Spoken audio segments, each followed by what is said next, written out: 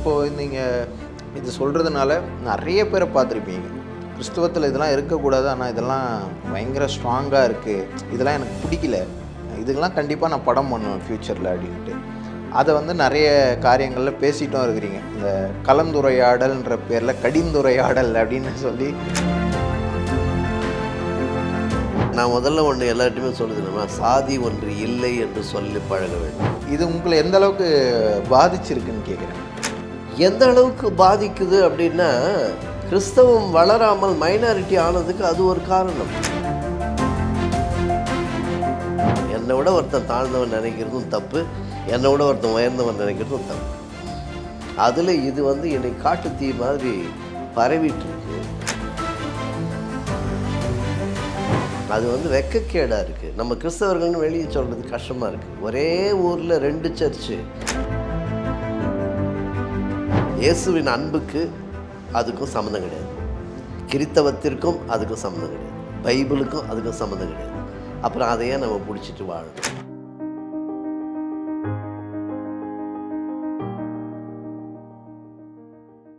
இப்போ வந்து மாற்றம் வந்து பாஸ்டர் சுப்பையா, அவர் வந்து சிங்கப்பூரில் ஒரு பெரிய பாஸ்டர். அவர் அங்கே நிறைய அவருடைய சாட்சியம் ரொம்ப அருமையான சாட்சி.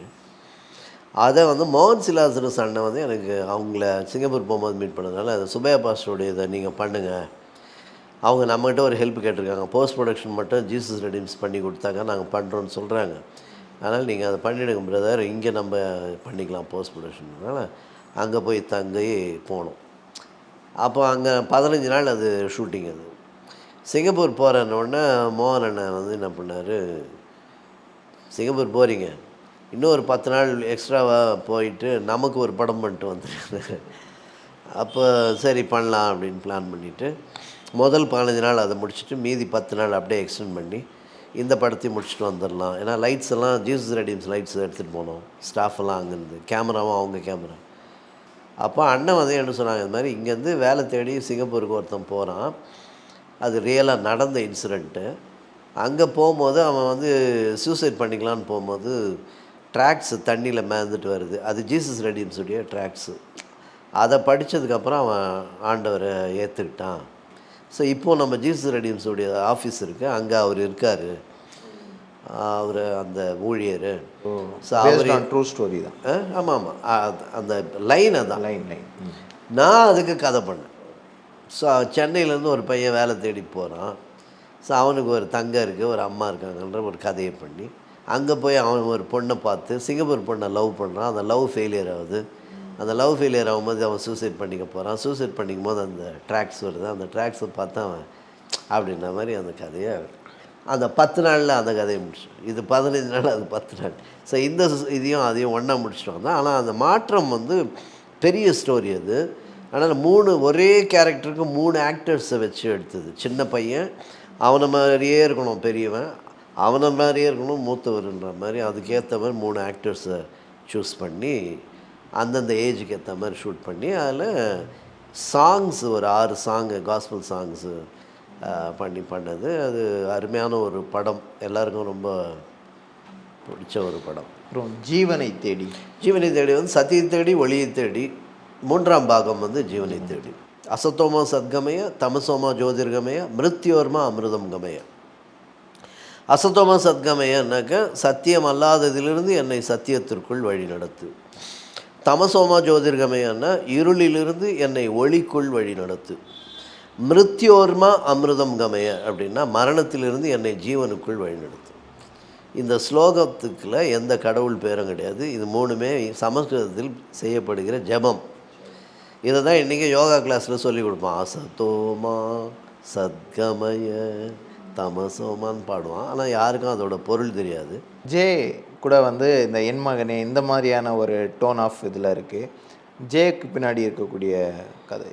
ஜே அப்படின்னு டைட்டில் வச்சதே எதுக்குன்னா, அந்த கதாநாயகருடைய பெயர் ஜேம்ஸ். ஸோ ஜேம்ஸும் ஜே, ஜீசஸும் ஜே, நானும் ஜே ரமேஷ்னால அண்ணங்கிட்ட அப்படி தான் சொன்னேன், இல்லை ஜேன்னு வைக்கலாண்ணே இது அப்படின்னு சொல்லி அந்த டைட்டில் வந்து ஜேன்னு வச்சேன். அந்த ஜேம்ஸ்ன்றவர் ரொம்ப நெருங்கிய நண்பர். இன்றைக்கும் அவர் ஏர்போர்ட்டில் ஒர்க் பண்ணுறாரு. அவர் ஒரு மினிஸ்ட்ரி ஜீசஸ் ஹேண்ட் மினிஸ்ட்ரின்னு ஒன்று நடத்திட்டுருக்காரு. ஒரு 6 பேர் வந்து கிரிமினல்ஸ், ஒரு உண்மையான ஒரு நடந்த மரண இந்த கொலை வழக்கு, அந்த கொலை வழக்கு அப்படியே படமாக எடுத்தோம். அதில் கர்த்தர் எப்படி அவரை மட்டும் தப்புவித்தார் அப்படின்மா. எல்லாருமே என்கவுண்டரில் எல்லாரையும் போட்டு தள்ளிட்டாங்க, அவர் மட்டும்தான் தப்பிச்சார். இன்றைக்கி அவர் ஊழியம் பண்ணிட்டுருக்கார். ஸோ அந்த கதை ரொம்ப பவர்ஃபுல்லானது, பட் ஃபில்மியாக இருக்கும். ஏன்னா அதில் எல்லாமே சேஸு, ஃபைட்டு, டான்ஸு அந்த மாதிரி இருந்ததுனால பக்கா ஃபில்மாகவே பண்ணோன்றதுனால டான்ஸ் மாஸ்டர், ஃபைட் மாஸ்டர் அந்த மாதிரி வச்சு படமாகவே பண்ணது. ஓகே, இதுதான் நம்ம வந்து தேட்டர் ரிலீஸ்க்காக அதுக்காக பண்ணது. அதில் வந்து அந்த மர்டரை எல்லாம் பண்ணுறதுனால ஒரு பெரிய ஸ்டார் காஸ்ட் நல்லா கொஞ்சம் பவர்ஃபுல்லாக இருக்கணும்னு சொல்லி எல்லாமே சினிமாவில் இருக்க ஆக்டர்ஸு, மெயின் வில்லனா ராஜ் கபூர், பாலா சிங் அந்த மாதிரி பெரிய ஆக்டர்ஸ் வச்சு பண்ணது. 35 நாள் ஷூட்டிங்கு. அதில் கானா பாலா ஒரு சாங் பாடியிருப்பார். அது இல்லாமல் அந்த படத்துடைய ஷூட்டிங்கும் வந்து கோத்தகிரியில், ஊட்டியில், சென்னையில், அப்புறம் இதில் 4 மாவடி பக்கத்தில் ஜபமலை அப்படின்னு நிறைய இடங்களில் பண்ணோம். அதில் ஸ்ரீ வந்து அருமையான ஒரு கேரக்டர் பண்ணார். ஸ்ரீ நல்லா, அவர் தான் ஹீரோவாக பண்ணது. அந்த ரியல் இன்சிடெண்ட்டு, அந்த மர்டர் எப்படி நடந்தது, அதுலேருந்து எப்படி தப்பிக்கப்பட்டதுன்றதை வந்து பக்காவாக பண்ணோம் அந்த ஃபில்ம் தேட்டருக்காக. அது இன்றைக்கும் வந்து யூத் மத்தியில் அது ரொம்ப எல்லாருக்குமே ரொம்ப பிடிக்கும். படம் பக்கா ஃபில்ம், அது பல மாதிரியே இருக்கும். உங்களுக்கு காஸ்பல் வந்து எண்டில் தான் பவர்ஃபுல்லாக சொல்லியிருப்போம். பிகினிங்லேருந்து வந்து எல்லாமே செக்குலர் ஃபில்ம் மாதிரியே பார்ப்பாங்க. ஸோ அதான் ரொம்ப ரொம்ப ஃப்ரெஷ்ஷான ஒரு ப்ராடக்ட்டு. இப்போ ரீசெண்டாக வெளிவந்த 5 வித்தான். இந்த ப்ராடக்ட் வந்து உங்களுக்கு ரொம்ப இப்போ கரண்ட்டாக போயிட்டுருக்கு. என்ன மாதிரியான ஃபீட்பேக்ஸ் வந்துட்டுருக்கு? ஃபீட்பேக்ஸ் வந்து மெஜாரிட்டி வந்து நல்லாயிருக்கு. 90% வந்து நல்ல அப்ரிசியேஷன், நிறையா பேர் பார்க்குறாங்க நிறைய இடத்துல. என்னோடய ஐஓஜி டிவியில் அது டெலிகாஸ்ட் பண்ணியிருக்கோம். பார்ட்ஸாக 8 பாகமாக போட்டிருக்கோம். நல்லா போச்சு. சீரீஸ் மாதிரி பண்ணியிருக்கீங்க? இல்லை, சீரீஸ். ஆமாம், வெப் சீரிஸ் மாதிரி பண்ணி அது எல்லாமே 8 பார்ட்ஸும் வந்துருச்சு. நிறைய பார்த்துட்ருக்காங்க. ஆனால் 5 வித்தானோட ஸ்டோரி லைன் என்ன? அதான் சொன்னேன். 5 வித்தான்னு திருக்குறளில் பொறிவாயில் 5 வித்தான் பொய்தீர் ஒழுக்க நெறி நின்றார் நீடு வாழ்வார் அப்படின்னு ஒரு திருக்குறள். அவின்னா பலி, 5 வித்தான்னா 5 புலன்களையும் அவித்தவன் அர்த்தம். அப்போது பொறி அப்படின்னா என்ன அர்த்தம்? அது ஒரு இன்ஸ்ட்ருமெண்ட்டு, ஒரு டூல்.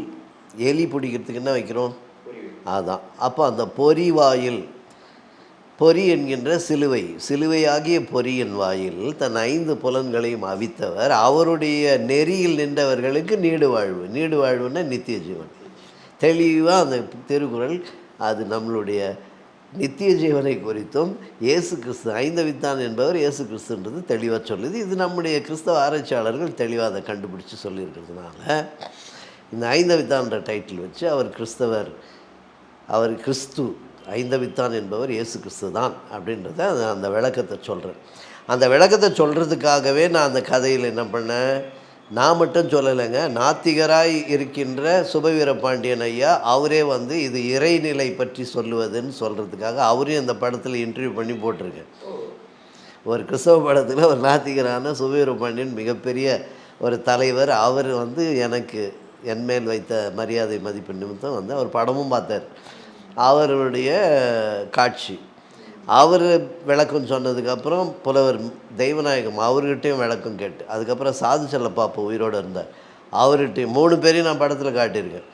ஸோ இதெல்லாம் கேட்டு அதுக்கப்புறம் அவன் ஒரு உணர்வுக்கு வந்து நான் இதை வந்து அறிவுபூர்வமாக நான் கிறிஸ்துவை ஏற்றுக்கொள்கிறேன்னு தான் நம்ம கதாநாயகன்.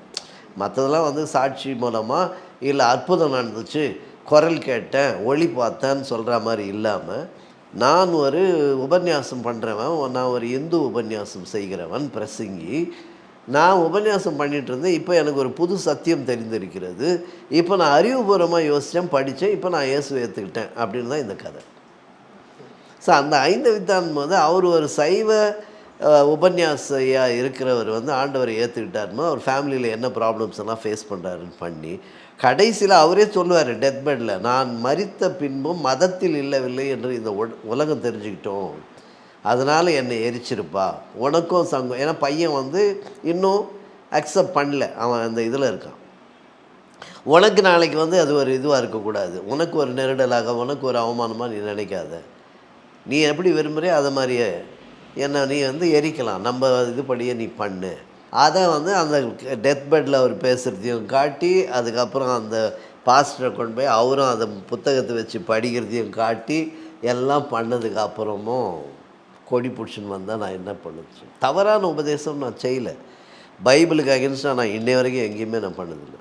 வார்த்தைக்கு எதிராக நான் இது வரைக்கும் எந்த பிரசங்கமும் பண்ணதில்லை, எந்த கருத்தரங்குலையும் பேசுனதில்லை, கவியரங்கத்தில் பேசுனதில்லை, பட்டிமன்றத்தில் பேசுனதில்லை, எல்லாத்துலேயுமே பேசியிருக்கேன். இது வரைக்கும் நான் பைபிளுக்கு அகென்ஸ்டாக நான் எங்கேயுமே பேசுனதில்லை.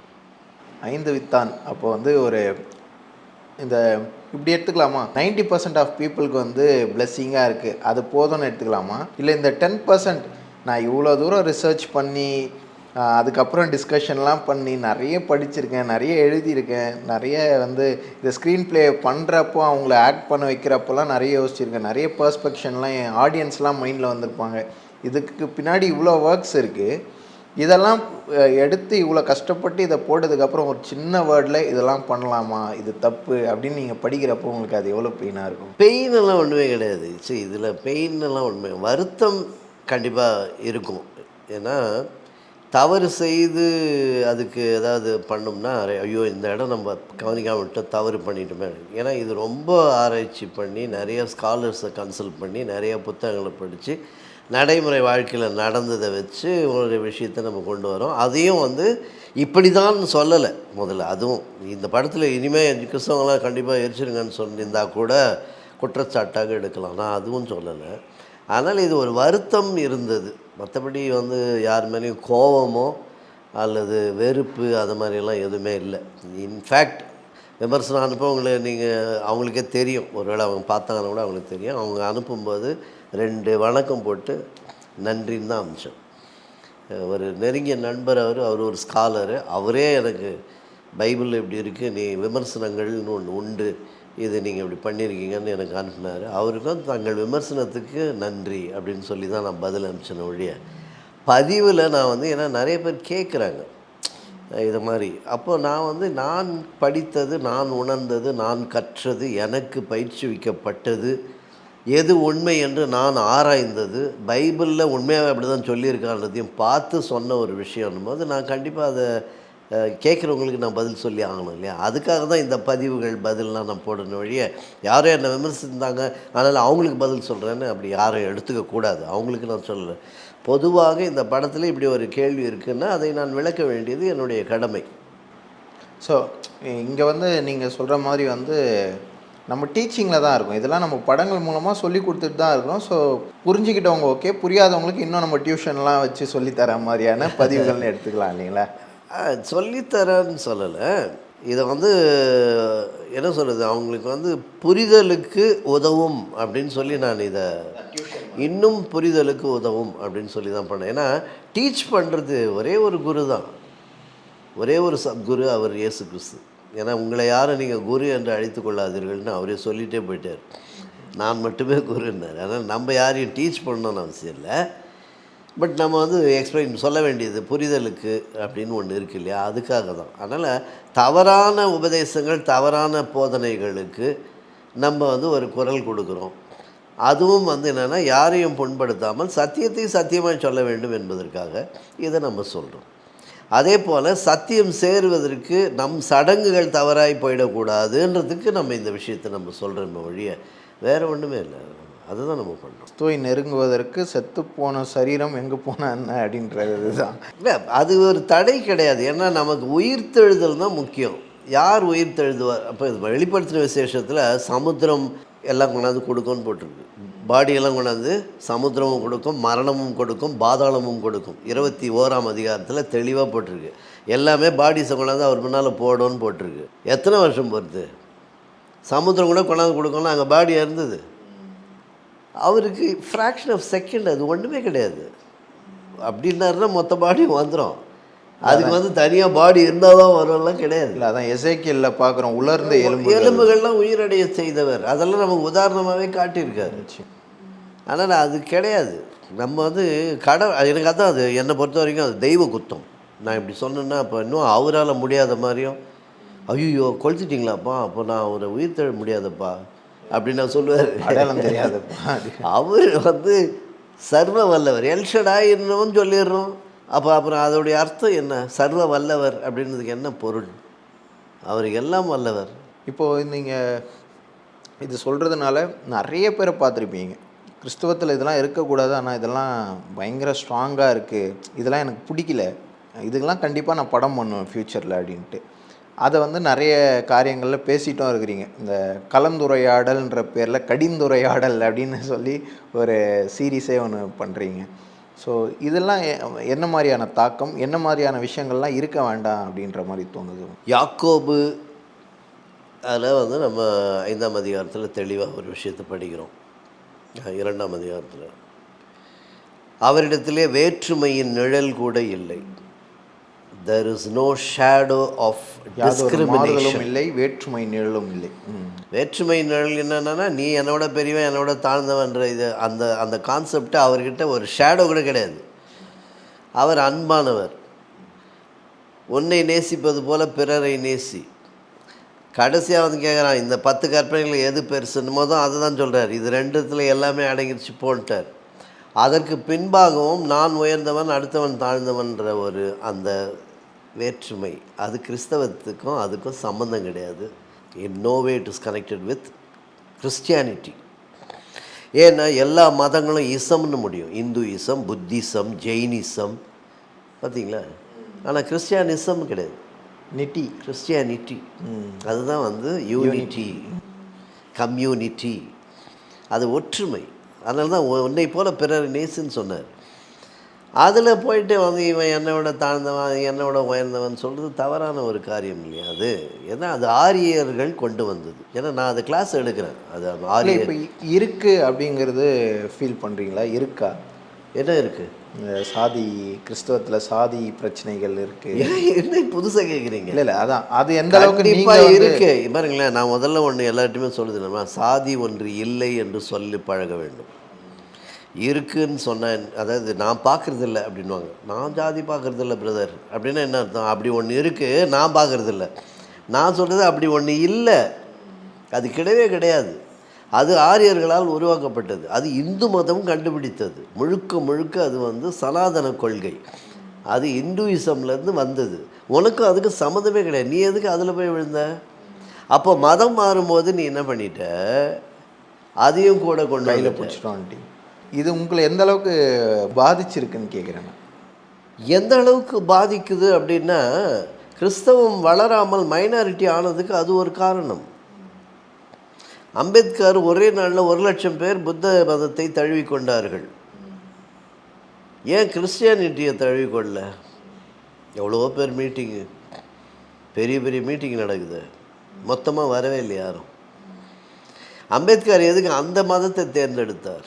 ஏன்னா இந்து மதத்தில் சாதி இருக்குது, கிறிஸ்தவ மதத்துலேயும் சாதி இருக்குது. எங்கே சாதி இல்லையோ அந்த மதத்துக்கு போயிடுறேன்ட்டு போனான். ஏற்றத்தாழ்வு இங்கே இல்லை, இங்கே உண்மையாகவே கிறிஸ்தவர்களும் இயேசுவை போல இயேசுவின் அன்போடு இருக்கிறார்கள் அப்படின்னு தெரிஞ்சிருந்தால் அவங்கெல்லாம் இங்கே தான் வந்திருப்பாங்க. எப்போ வந்து ஒரு யூரோப்பியன் பாஸ்டர் அவர் ஆப்பிரிக்கா தேசத்தில் சர்ச்சுக்கு மகாத்மா காந்தி உள்ளே போகும்போது அவர் தூக்கி வெளியே போட்டான். சென்ட் தட் பிளாக் அவுட் அப்படின்னு சொன்னதும் அன்றைக்கி கிறிஸ்தவர் என்ன பண்ணார்? எனக்கு கிறிஸ்தவம் பிடிக்கும், ஆனால் கிறிஸ்தவர்களை பிடிக்கவில்லைன்ட்டு போனவர் தான் அவர். மலை பிரசங்கத்தை அப்படி படித்த காந்தி ஏன் கிறிஸ்தவத்தை ஏற்றுக்கல? கிறிஸ்தவர்களால் ஏற்றுக்கொள்ளவில்லை. இதுக்கு என்ன காரணம்னா இதுதான். ஏன்னா வரும்போது அதோடு வந்துடுறான். அப்போ என்ன அதோடைய பொருள் என்னென்னா, மதம் மாற்றினார்கள், மனம் மாற்றவில்லை. நமக்கு உண்டான இருந்த போது அதெல்லாம் என்ன பண்ணாங்க? மதம் மாற்றினாங்க. அதனால தான் அவன் என்ன பண்ணான்? அங்கே இருந்து இங்கே வரான். அப்போ அங்கே பரசுராம நாடாராக இருந்தவர் இங்கே வந்தோடனே பரிசுத்த நாடார்னு பேர் பார்த்துக்கிறார். அப்போ அது கூடவே வருது, பேரில் தான் வந்து பாருங்கள். அப்போது அந்த வாழை அவனால் விட முடியல, அதை கட் பண்ணி அங்கே தூக்கி போட்டிருக்கணும் இல்லையா? பண்ணல. இப்போ நீங்கள் வந்து ஆர்சி பேப்டிசம்லாம் பார்த்தீங்கன்னா, இந்த பசாசை விட்டு விட்டாயா அப்படின்னு கேட்பாங்க. ஒவ்வொரு முறை முங்கும் போதும் இந்த பிசாசை விட்டுட்டியா, இந்த பிசாசை விட்டுட்டியான்னு. அதே மாதிரி இந்த ஜாதி பிசாசை விட்டுட்டியாப்பான்னு சொல்லி முங்கி எடுத்தாக்கா அவன் திருந்துவான்.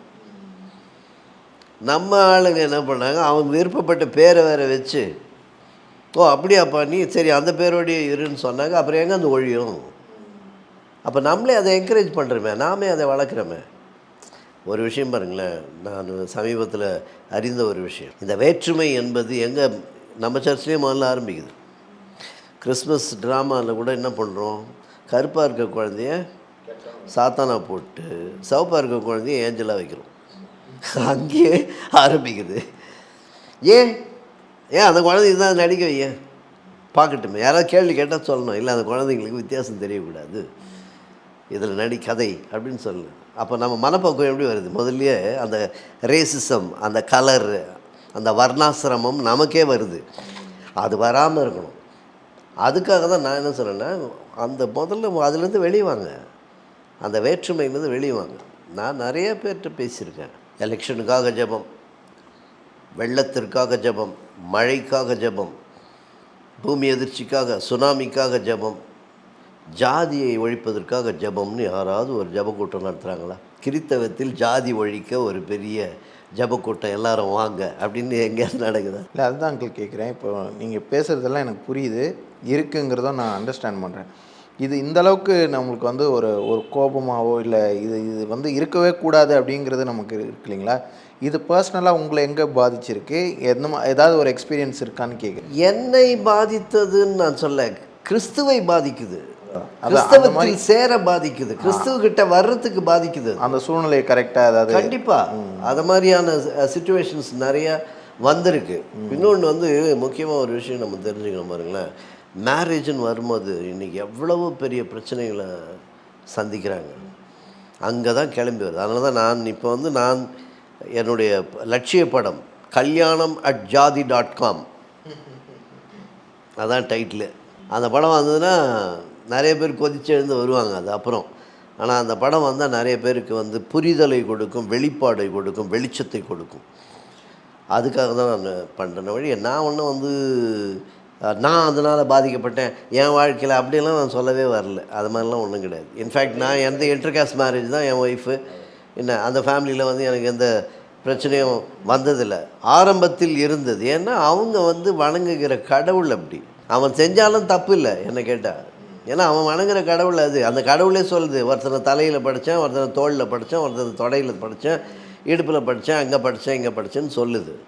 அதனால் அவன் அதை நம்புவான். என் கடவுள் அப்படி இல்லையே. அப்போ நான் இந்த கடவுளை வணங்குறேன், இந்த கடவுளை தொழுது கொள்ளுறேன்னும் போது என் ஆள் பார்க்கும்போது தான் எனக்கு கோவம் வரும். அவன் பார்க்கும்போது வராது. ஏன்னா அதை கண்டுபிடிச்சவனே அவன் பார்க்கலாம் நியாயம். அதே போல் அவன் என்னை வந்து தவறாக நினைக்கலாம், அல்ல என்னை தீண்டாதவனாக அவன் நினைத்தால் தவறில்லை. ஏன்னா அவனுக்குள் கிறிஸ்து இல்லை. என்னை விட ஒருத்தன் தாழ்ந்தவன் நினைக்கிறதும் தப்பு, என்னை விட ஒருத்தன் உயர்ந்தவன் நினைக்கிறதும் தப்பு. அதில் இது வந்து என்னை காட்டு தீ மாதிரி பரவிட்டுருக்கு. அது வந்து வெக்கக்கேடாக இருக்குது. நம்ம கிறிஸ்தவர்கள்னு வெளியே சொல்கிறது கஷ்டமாக இருக்குது. ஒரே ஊரில் 2 சர்ச்சு, தலித்துக்கு ஒரு சர்ச்சு, கேஸ்ட் பீப்புளுக்கு ஒரு சர்ச்சு இன்றைக்கும் இருக்குது. சாத்தான்குளம்னு ஒரு இடம் இருக்குது, அங்கே இருக்குது. திருநெல்வேலியில் நிறையா இருக்குது. பெரிய குளத்தில் நானே பார்த்தேன், இந்த பக்கம் ஒரு சர்ச்சு, அந்த பக்கம் ஒரு சர்ச்சு. அதெல்லாம் அசிங்கமாக இல்லையா? இயேசுவின் அன்புக்கு அதுக்கும் சம்மந்தம் கிடையாது, கிறித்தவத்திற்கும் அதுக்கும் சம்மந்தம் கிடையாது, பைபிளுக்கும் அதுக்கும் சம்மந்தம் கிடையாது. அப்புறம் அதையே நம்ம பிடிச்சிட்டு வாழணும். பெரிய காரியங்களை நிறைய விஷயங்களை பேசியிருக்கோம். அதுதான் நீங்கள் சொன்ன மாதிரி நீங்கள் பேசாத விஷயங்களை பேசுகிறதுக்காக நிறைய முயற்சி பண்ணி இது வரைக்கும் நிறைய இடங்களில் நீங்கள் பிரசங்கிக்கிற இடங்களில் உங்களுடைய சாட்சிகளை சொல்லியிருக்கீங்க, நிறைய இன்டர்வியூஸில் உங்களை பற்றி பேசியிருக்கீங்க. அதெல்லாம் மேக்ஸிமம் டச் பண்ணாத விஷயங்களை டச் பண்ணணும். ஸோ அன்யூஷுவலாக இருக்கணும் அப்படிங்கிறதுக்காக நம்ம வந்து இதில் ரொம்ப பார்த்து கேட்டோம். அதுலேயுமே நீங்கள் வந்து ரொம்ப ஆழமான காரியங்களை எங்களுக்கு சொல்லி கொடுத்துருக்கீங்க. அதுலேயுமே இது கண்டிப்பாக இதை பற்றி பேசாமல் முடிச்சிட்டோன்னா நல்லா இருக்காது அப்படின்றதுக்காக சீக்கிரமாக 1 2 3 4 5 6 புத்தகங்கள் எழுதியிருக்கீங்க. இப்போ 1 வேறு எழுதிட்டுருக்கீங்க. ஓகே, ரொம்ப அழகாக இருக்குது. கவி சுவிசேஷம், திரையில் பூத்த துளசி பூக்கள், திருவாத்தை துலாபரம், சித்தர்கள் கண்ட சிலுவை சித்தாந்தம், கனி, மார்ஸ் மேடை. ஸோ பேர்களே பயங்கரமாக இருக்குது. படிக்க ஆர்வமாகவும் படிக்கிறதுக்கு தூண்டுதலாகவும் இருக்குது. உங்கள் எழுத்துக்கள் மூலமாக, திரை காட்சிகள் மூலமாக கிறிஸ்துவை ரொம்ப அழகாக, ரொம்ப ஸ்ட்ராங்காக இன்னும் ஆத்தென்டிக்காக எங்களுக்கு சொல்லி கொடுத்துட்டே இருக்கிறீங்க. அதனால் தொடர்ந்து உங்களுடைய திரை மிஷினரி பணிகளுக்காக எங்களுக்கு என்ன சொல்கிறதுன்னு தெரில.